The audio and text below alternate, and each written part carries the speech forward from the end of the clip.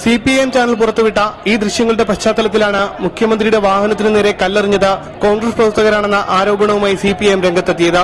Youth കോൺഗ്രസിന്റെ Pallipparamba booth സെക്രട്ടറിയായ CV Kunjumuhammad കല്ലെറിയുന്നത് മുഖ്യമന്ത്രിയുടെ വാഹനത്തിനു നേരെയെന്നായിരുന്നു CPIMന്റെ ആരോപണം. അയാൾ വിവിധ ക്രിമിനൽ കേസുകളിൽ മുമ്പ് പ്രതിയായിട്ടുള്ള ഒരാൾ കൂടിയാണ്. അയാൾ KPCC ജനറൽ സെക്രട്ടറി K. സുധാകരന്റെ ഒരടുത്ത അനുയായിയാണ്. കോൺഗ്രസിന്റെ കുറെ ആളുകളാണ് അവിടെ കലാപം നടത്തുന്നത് എന്നുള്ള വിവരം മുഖ്യമന്ത്രിക്ക് കിട്ടിയിരുന്നു. എന്നാൽ കല്ലെറിഞ്ഞ കുഞ്ഞുമുഹമ്മദിന്റെ സാന്നിധ്യത്തിൽ നടത്തിയ പത്രസമ്മേളനത്തിൽ ജില്ലയിലെ കോൺഗ്രസ് നേതൃത്വം CPIMന്റെ ആരോപണങ്ങളെ തള്ളിപ്പറഞ്ഞു. മുഖ്യമന്ത്രി കടന്നുപോയ വഴിയിലല്ല കുഞ്ഞുമുഹമ്മദ് കല്ലെറിയുന്നത്, പകരം LDF പ്രവർത്തകർ റോഡ് ഉപരോധിച്ച മുനിസിപ്പൽ സ്കൂൾ പരിസരത്തു നിന്നുള്ള ദൃശ്യങ്ങളാണവ.